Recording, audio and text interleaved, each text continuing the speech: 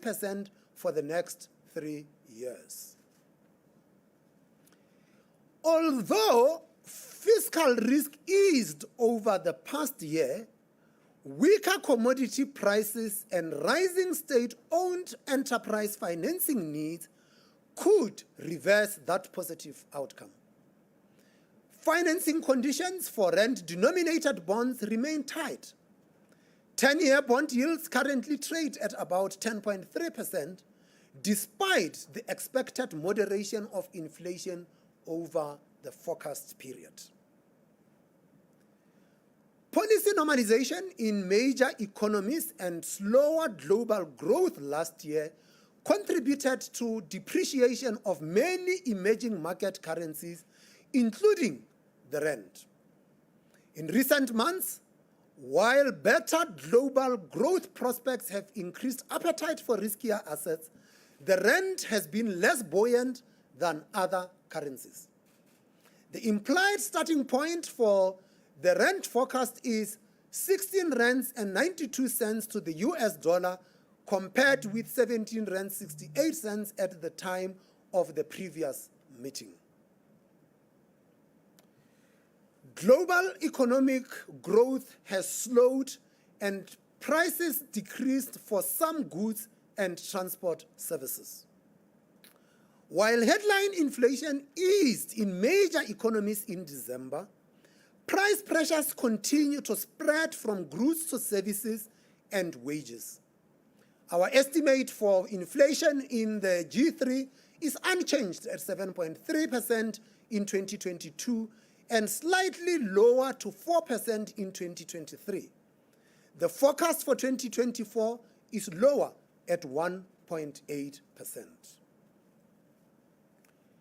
Although South Africa's fuel price inflation for last year averaged 34.5%, it is expected to be negative 2.7% in 2023. Local electricity price inflation has been revised higher at 12.9% in 2023, 14.5% in 2024, and 10.9% in 2025.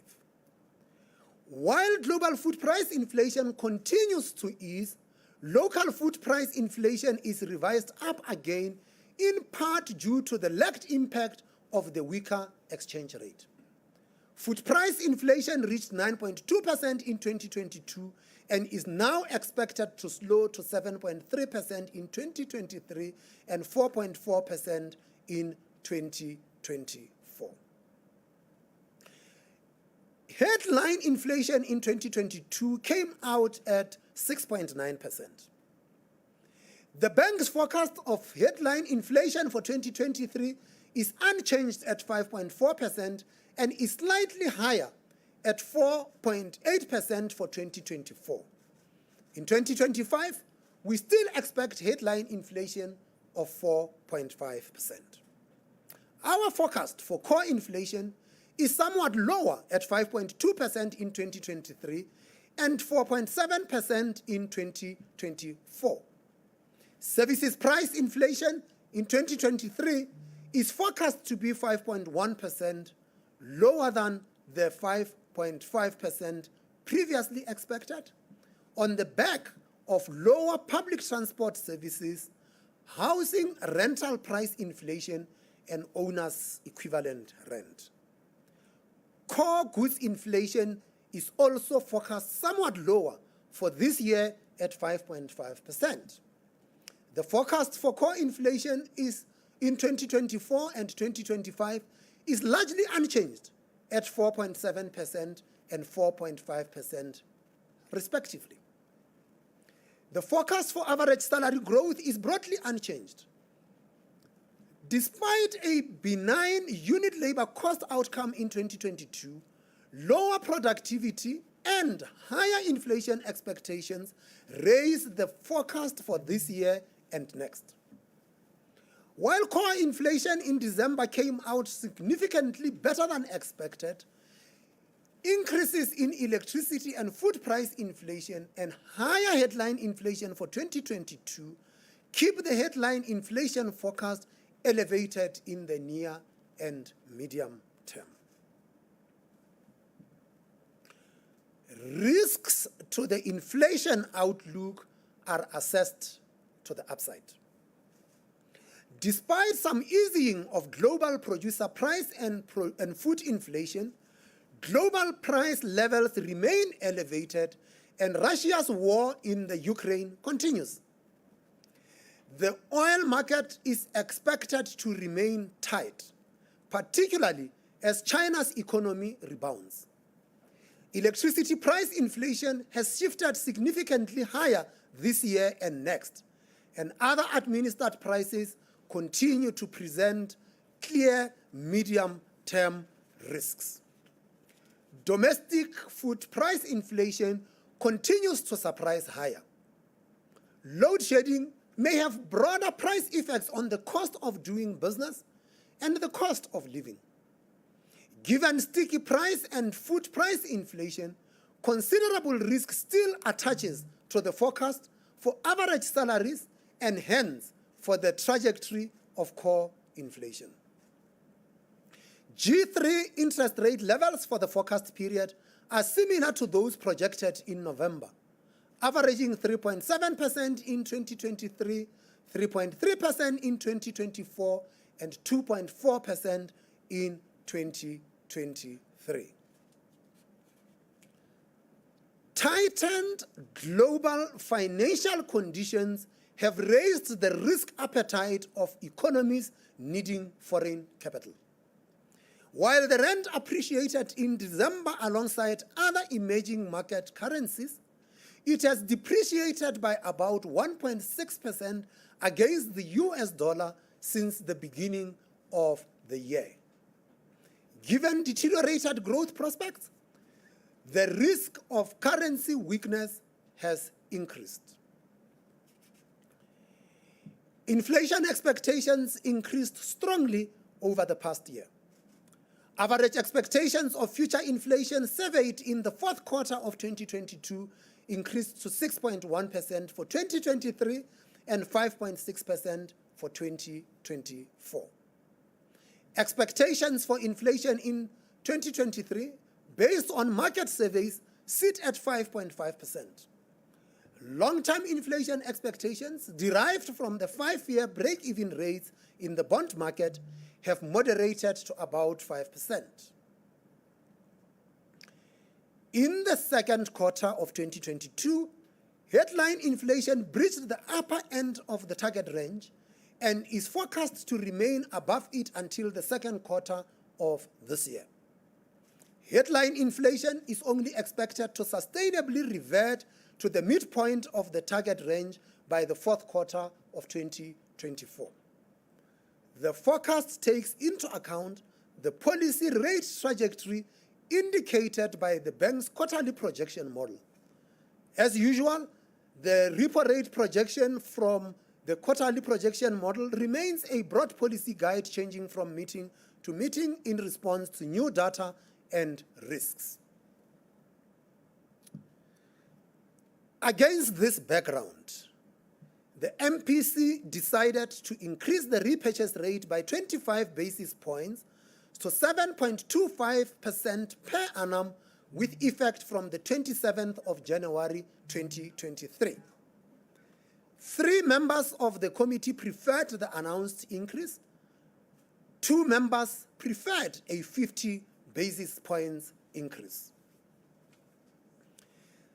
The revised repurchase rate remains supportive of credit demand in the near term, while raising rates to levels more consistent with the current view of inflation and risks to it. The aim of policy is to anchor inflation expectations more firmly around the midpoint of the target band and to increase confidence of attaining the inflation target sustainably over time. Guiding inflation back towards the midpoint of the target band can reduce the economic costs of high inflation and enable lower interest rates in the future. Achieving a prudent public debt level, increasing the supply of energy, moderating administered price inflation, and keeping wage growth in line with productivity gains would enhance the effectiveness of monetary policy and its transmission to the broader economy. Economic and financial conditions are expected to remain more volatile for the foreseeable future. In this uncertain environment, monetary policy decisions will continue to be data-dependent and sensitive to the balance of risks to the outlook. The MPC will seek to look through temporary price shocks and focus on potential second-round effects and the risks of de-anchoring inflation expectations. The bank will continue to closely monitor funding markets for stress. This concludes our statement, and at this stage, I would like to invite members of the media to pose questions that you might have, and between myself and members of the committee, we would address your questions.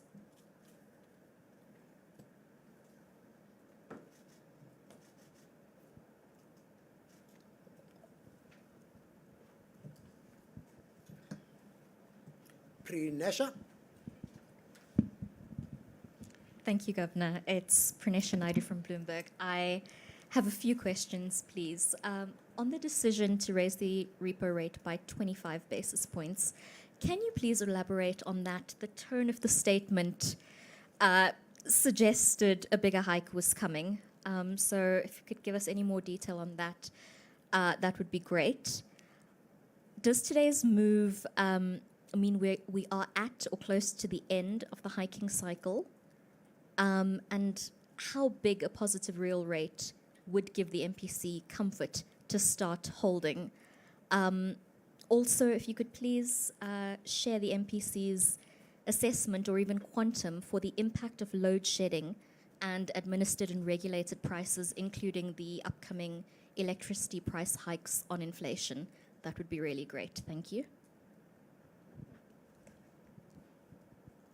Good afternoon, Governor. My name is Velem Senimtiane from the SABC News. Pardon me, mine is just going to be a little bit of a background. There seems to be persistent belief within the ANC ranks that the Reserve Bank must be involved in directly bolstering economic growth and job creation over and above the bank's monetary policy mandate. As you may know, that during the 55th ANC conference, the issue of nationalizing and the Reserve Bank, together with the changing of its mandate, featured prominently. And also, the President made some remarks confirming that there would be a possible change. Then my question is, what is that change? Is that change pertaining to the ownership, or it's pertaining to the mandate of the Reserve Bank? And also, does that mean that the discussions have begun on the amendment of Section 224 of the Constitution? And lastly, do you still view these persistent calls for nationalization of the Reserve Bank and changing of its mandate as the arrival of the barbarians at the gate of the Reserve Bank, just as you said sometime in 2019? Thank you. I didn't get your name. I know you are from the SABC. My name is Velem Seni. Velim Seni. Yeah, let's say Veli. Veli. Okay, Veli, that's, yes. I prefer to say people's names in full, but okay, I'll use Veli. Any other questions? Anything online? Nothing. Veli, I will deal with your question once we have dealt with the MPC. It will be the last one to be dealt with. Prinesha, are you still with us? Why 25 basis points? Well, both 25 basis points and 50 basis points were discussed. And the balance of the views tilted towards a 25 basis points increase. And so that is the decision that carries. But you ask the question, the tone of the statement seemed to suggest that a higher hike was coming. Well, I am not sure what tone in the statement, whether it's the written one or is how I said it, that it felt like it is a bigger hike is coming. But what the statement actually reflects is the fact that inflation globally is at an elevated level. Is reflective of the fact that globally the public is intolerant of higher inflation, and that central banks tasked with the responsibility of price stability cannot just talk about restoring price stability, but have got to demonstrate in the actions that are taken that they mean business about price stability.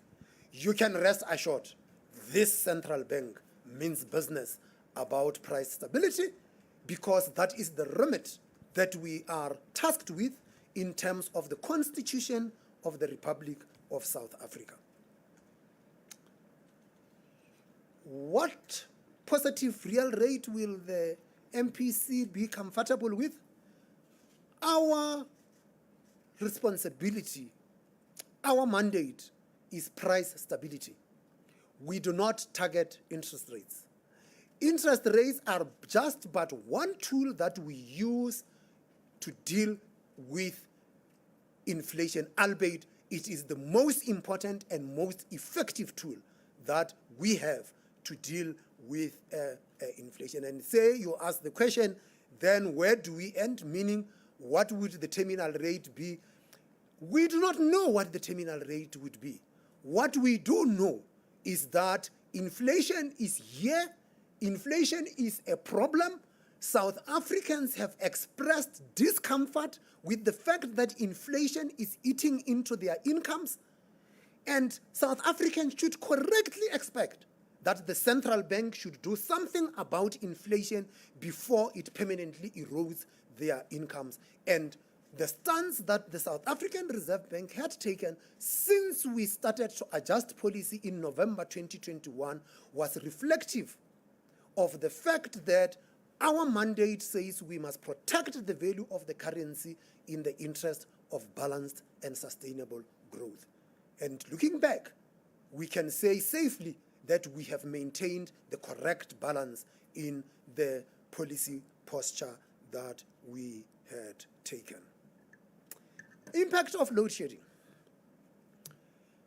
It's still a difficult call to quantify exactly, but last year in November, we estimated that load shedding would have taken off 0.6% of the growth. In other words, growth ended up being 0.6% less than what it would have otherwise had been. The intensity of load shedding and the length of load shedding has increased since the November meeting. Our estimate at the moment is that load shedding would have shaved off the growth of 2023 2%. So when we have growth of 0.3%, give or take, we think that growth could have easily have been 2.3% during the course of this year, and that load shedding had actually shaved that off.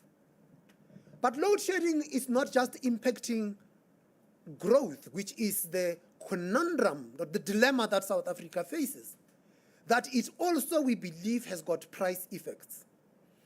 It has price effects in the sense that businesses and households have to try and find alternative energy. That might be positive for investment, but raises the cost of doing business and raises the cost of living for households. So in the case of cost of business for businesses, and it raises the cost of living for households. That could have inflationary pressures coming from load shedding. I'm sure you would have heard stories of farmers who say that they end up having to stop certain activities because of the impact of load shedding, and that could feed into food prices. We have not been able to quantify exactly what the impact of load shedding on prices would be, but we have got some comfort in our estimate of what it would be on economic growth. Any other question? 5. No, Oh, Governor, we have a question from Siphelele Dludla at Business Report. If the SARB forecasts GDP growth of 0.3% so early in the year, and with Eskom predicted to implement load shedding for more than 200 days this year, what are the chances that, that South Africa could experience an economic recession this year? And then another question, Governor, from Atwell Dlamini at Alliance News. The MPC is still saying inflation risks are assessed to be on the upside, even though CPI is easing. This sounds hawkish. Would you say rate hikes are starting to have the desired effects? Why don't you give rate increases a chance to work themselves out in the financial system to see their effect? A last question, Governor, from Alexandra Wexler at Wall Street Journal. What were the reasons for the revision higher of 2022 GDP? Thank you, Governor. Those are all the questions for now. Siphelele, thank you. 0.3% so early in the year. Well, inflation, load shedding came a little bit too early in the year. So if load shedding comes so early in the year and we are still in summer, it had an impact on growth. Is there a risk of a recession? Well, globally, there is a view that the global economy could slip into recession. And actually, the IMF estimates that more than half of the countries in the world could be in recession during 2023. Too early to call. Recession is not in our baseline at the moment, but as we have stated, there is a lot of uncertainty out there. The load shedding, I think that last year when we did our estimate of 0.6, we expected load shedding on average to be like 150 days in the year. We have since revised that to just over 200 days during the course of 2023. And if we expect that to be the case, then it would have an impact on growth. So the 2% reduction in the growth, expected growth rate for 2023 is reflective of that estimate of what we think load shedding would be during the course of the year. Risks to the inflation, we say that they are on the upside. Yes, we say they are on the upside because they are. We do not know what's going to happen to the oil price. We have talked about the impact of load shedding and that it could feed into food price inflation and other costs of doing business. We have seen that inflation expectations have risen from the November meeting. So the price setters in this economy are expecting that inflation will go up. And if they expect that inflation will go up, the central bank has got to correct their views. And the only way to correct their views is to change our policy settings to reflect that we mean business in keeping inflation. It has got nothing to do with the knowledge of Avery. It is just simple economics. And you ask, couldn't we wait? Well, you see, what we can't do is to wait until we see the whites of inflation eyes before we take our policy stance. If we wait until we see the whites of inflation's eyes, by that time, it might be too late. Inflation would have eroded the income of South Africans, and South Africans would be correct to say to the central bank, we have given you a mandate to protect the value of our currency. What have you done? At which stage? What are we going to say? We tried to wait? No. We have got to make judgment based on the best information at our disposal to live through to our mandate. Alex, what led to higher growth for 2022? The third quarter of last year surprised us on the upside. It was not just us. Many economists expected growth in the third quarter to be lower than what it came out to be. And because that growth came out higher than what we had all expected to be, we recalibrated our forecast. And as we say, in the fourth quarter, we expect growth to be zero. Even if growth is zero in the fourth quarter, we will still come with growth for 2022 that is higher than 2%. So that is the response. There is a hand at the back. It looks like Reuters. Hi, can you hear me? Yeah. Yeah. So the first question is just about growth, and maybe this is one for the research department. In order to make a meaningful dent in South Africa's unemployment, at what level, of economic growth do we need to hit, as opposed to the very meager 0.3% that you're now predicting for this year? And then the other question is, I think many people would interpret a 25 basis point hike coming after 75 and a lot of aggressive hiking last year as not you meaning business, but taking your foot off the gas, that we're almost done with rate hikes. At your meeting, when you were weighing up whether it was 25 or 50, did you discuss the merits of doing 25 today and 25 at the March meeting? Did you discuss whether two of the same magnitude of rate hikes but spread over two meetings would have a greater influence on price setters? Did you discuss March in any way? What should price setters expect for the remainder of the year? Thank you. Ziyanda? I have a similar question, Governor, from Fifi Peters at CNBC Africa MoneyWeb. A follow-up on the terminal rate. Market consensus believes today's rate hikes marks the end of the current rate hiking cycle. Is the governor saying the market is running ahead of the SOB, or are we at the end or near the end of the rate hiking cycle? Thank you. That is the last question? Yes. No more questions in the room? Monique from Bloomberg. I wanted to know, for your 3Q GDP forecast last year, what is it that your data wasn't picking up when the numbers came out from Stats SA, and how have you redone your data to start picking up those changes going forward? Trinesha? Governor, just to... Chris, you better prepare yourself for Q3. They said it's to the research department. Governor, two questions, please. Is monetary policy now restrictive?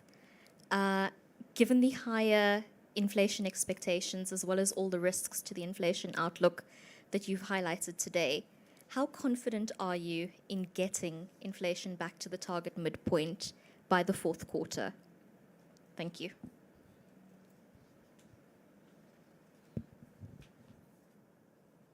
Chris, you want to start? Sure. Would you like me to deal with the unemployment? Q3. Q3. Yeah. Look, I think the bottom line with the Q3 numbers is that the statistics just came out highly volatile. So we run a nowcasting model. We have several nowcasting models, actually, but there's always a lot of volatility in the outcomes. What we saw last year was that Q1 grew by 1.7% quarter on quarter. So we had this very large first quarter increase. We had a small negative in the second quarter. And then there was just a rebound very strongly that came from very particular sectors in the economy: finance, agriculture, transport sector. So, pretty hard to read what's going on. And that's why in the statement we say that there's an unusually high level of volatility in the growth numbers.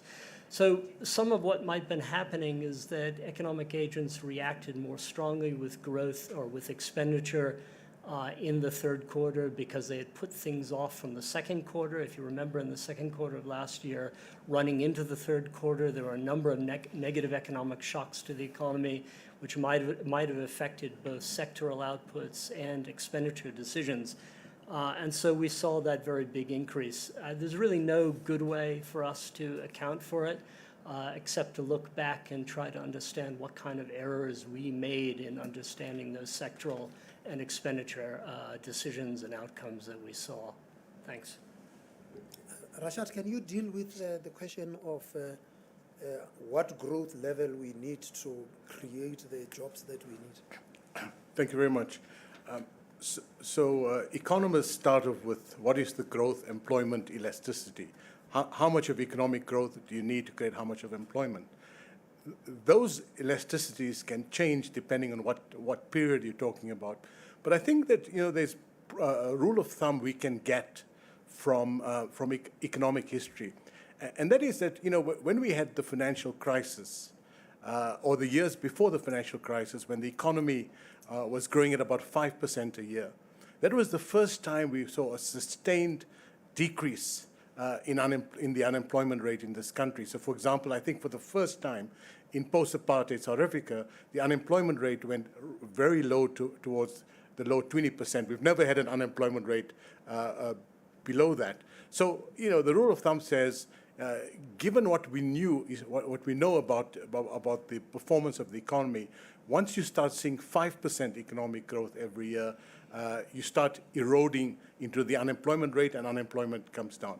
Now, those numbers could change, but the problem is that when we sit at the current numbers, we see unemployment go up. When we're around 2 to 3%, we're barely able to keep the unemployment rate steady. But if you really want to make inroads into the unemployment rate, we really need to get to the 4-5% significantly. Now, those numbers may have changed slightly, but I'm using broad kind of a rule of thumb about how one should think about it. Thank you. Thanks, Rashad. That question about what the 25 basis points mean is more like taking your foot off the pedal. You never win as a central banker. That's where we started in 2021. We started with 25 basis points, and the question was, what are you doing? You are taking a knife to a gunfight. Then we moved to 75 basis points. So this is an overkill. You guys are going to kill this economy. Now we say that, okay, let us slow down and go to 25 basis points. You're saying that, oh, you are taking out your knife and there is still a gunfight taking place. The point of the matter here is monetary policy acts with a lag. We're not sure that, I don't think that this economy had felt fully the increases that we had so far taken place. You must know that as we go into a meeting, even a decision not to change rates is still a decision. And so we have taken the steps that we have taken, and we've decided that given where we are with the economy and where we are with the inflation rate, and that we will be back within the target in the second quarter of this year, it might be time that we slow the pace of the increase. But we do state that the risks of the inflation outlook are on the upside. And because the risks on the inflation outlook on the upside, doing nothing was not an option. And that is why on the table, there was both 25 basis points and 50 basis points. And this links back to Fifi's question, which then says that, are we reaching the end of the hiking cycle? Well, the point here is that, once again, we are not targeting the interest rates. So we can't talk about reaching the end of a hiking cycle. We are targeting inflation. If you want to know whether the hiking on interest rates is going to stop, as we have stated, you have got to see that inflation is not just declining, but that it is declining sustainably to the midpoint of our inflation targeting range. So we must be convinced that inflation is declining to 4.5%, and that happens in a sustainable manner. That is what you should worry about. I know you talk to traders, and traders would be more interested in the terminal rate and so forth. It's not a very useful discussion. It's useful as a trader because you must trade on it.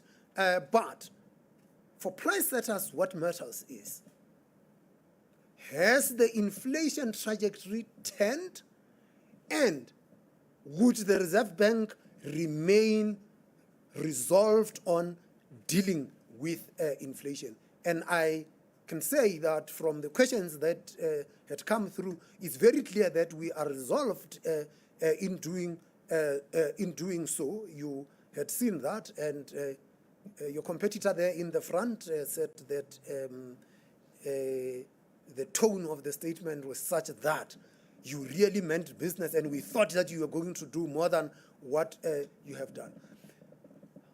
As we go into the next meetings, because you said was there then a debate about whether you split 25-25. Unfortunately, that's not how we make policy. We do not know what data will show between now and the next meeting. We will have to assess that data, take a view about the outlook of the economy, and then decide on an appropriate policy setting given the new data that we would have received. As for the price setters, look at our forecast and that we actually mean business about it. We will calibrate our policy such that we end up where we would like to be. And price formation, price setting should be taking cognizance of that. And of course, it is possible that price setters might not believe us. If price setters do not believe us, what happens? Inflation expectations go up. And if inflation expectations go up, meaning that price setters do not believe us, we have got to make ourselves believable. And the way to make ourselves believable is to recalibrate policy such that the inflation expectations go back to the midpoint of the inflation targeting range. Prinesha, how confident are we that we will hit the target? Well, we are. If we are not confident that we would hit the target, meaning that the inflation should be higher than that, we would probably be adjusting policy a little bit more than what we had adjusted it. But this policy stance, which is also consistent with the quarterly projection model at the moment, is taking cognizance of the fact that after we are doing what we have done since 2021, we are now more confident that we will hit our target. And of course, this is a dismal science that we play that is called economics. Things change, circumstances change, and as we said, there is a lot of uncertainty. And based on that, we have got to continue to be data dependent and recalibrate policy appropriately. Is monetary policy now in restrictive territory? No, we do not think so. We actually believe that the stance is still supportive of credit growth in this economy. Inflation, on a contemporaneous basis, the most recent inflation reading was 7.2. Policy is just 7.25. So it's almost like in real terms, on a contemporaneous basis, policy rates are zero. If you take the policy rate and you minus inflation, you are left with 0.3. So 0.03. So it's not 0.3. Sorry, it's not going to be much. It's not going to be much. So that is reflective of that. That is the first measure. The second measure, which is a little bit complex, and I'm sure you talk to these chaps most of the time, that we look at where neutral real rate is. A neutral real rate, in terms of this meeting and in terms of the focus, and you have got a sheet that we have included with the MPC statement, is at 2.5 in real terms. On a contemporaneous basis, as we have said, it's almost zero. And our average for this year for inflation, we project 5.4. If you look at 5.4 and you look at the policy rate, you will say that, oh, that's about 2 point something, and that they are closer to neutral. Well, what matters here is that we are still below neutral, which says that the stance is still supportive.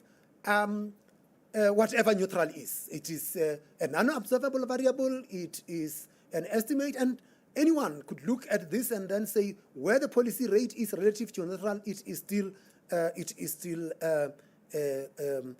accommodative.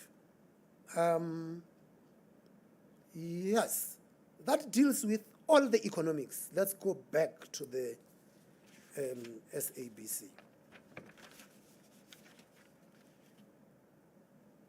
The question is the statement that the president made and what changes or amendments to the constitution that would have to be made. I think that question is best directed at the president and not us, because you see, we are implementers of the constitution, we are implementers of legislation. We are not the legislators. If the people of this country decide that the constitution must be changed to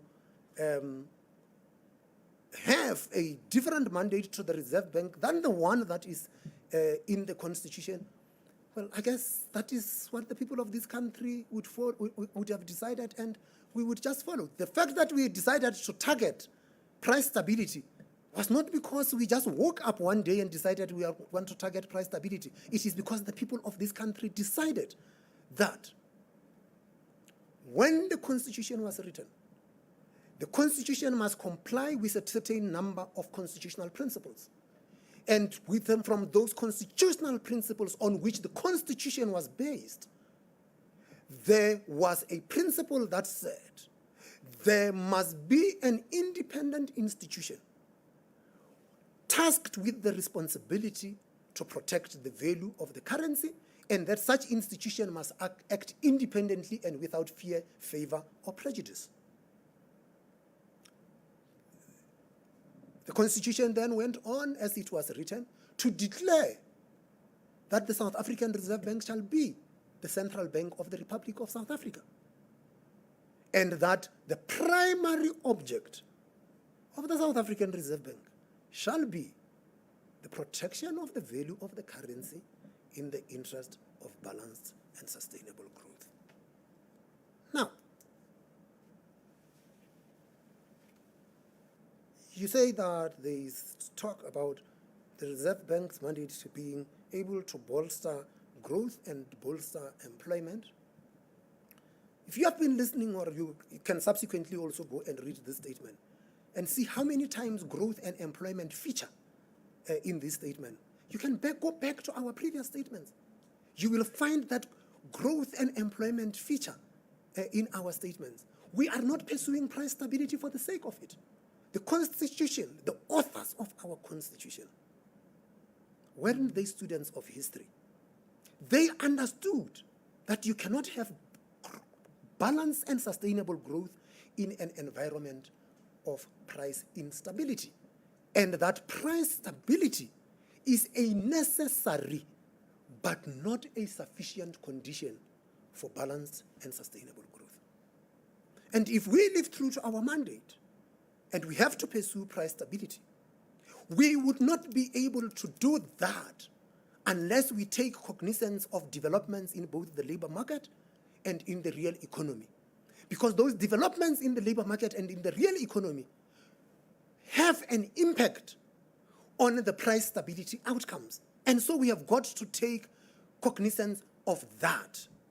And we do. 4, balanced and sustainable growth cannot be when inflation is running amok and eating the incomes of South Africans. High inflation is not a growth strategy. So if anyone thinks that by saying that you must also target employment and growth and so forth, then maybe you could have a little bit of inflation and you could have higher growth and higher employment, disabuse them of it.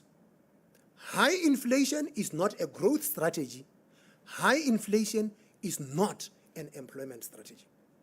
But in pursuing our mandate of price stability, we take cognizance of the development in both the labor market and in the real economy in terms of what is happening to economic growth and economic activity.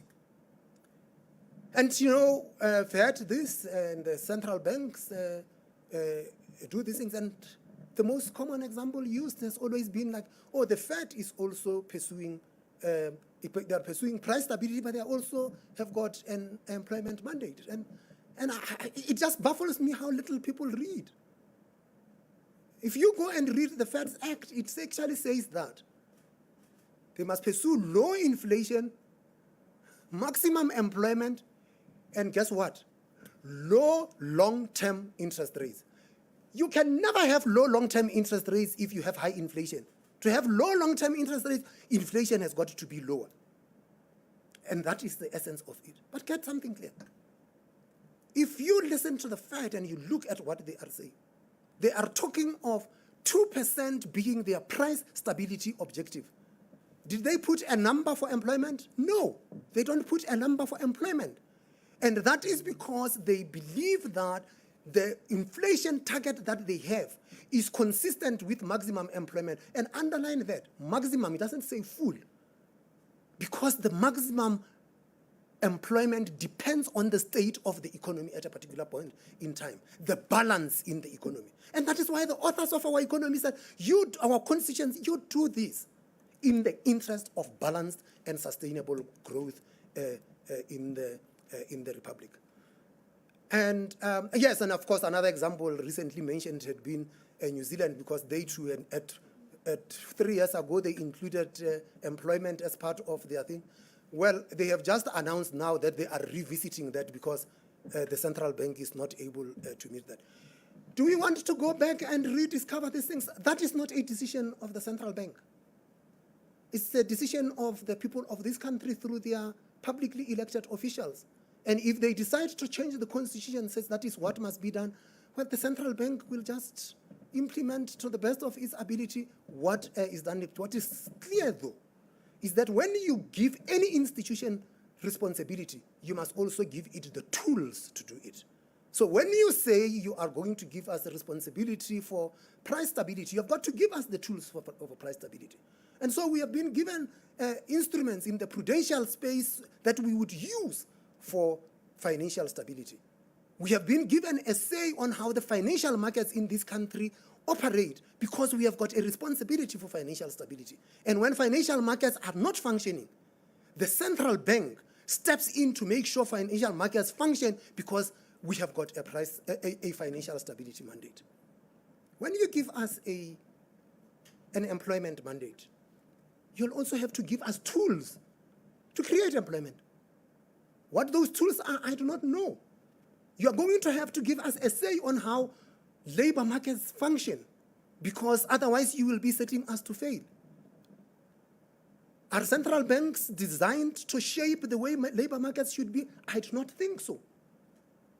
But if the people of this country decide that is what they want, it can be done. It's not like these experiments have not been tried elsewhere.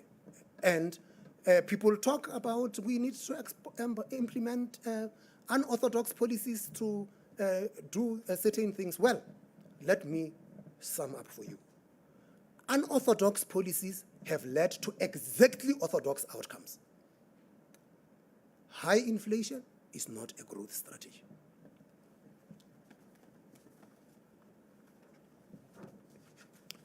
That concludes the business of today. I thank you very much for your attendance. We will see you in March.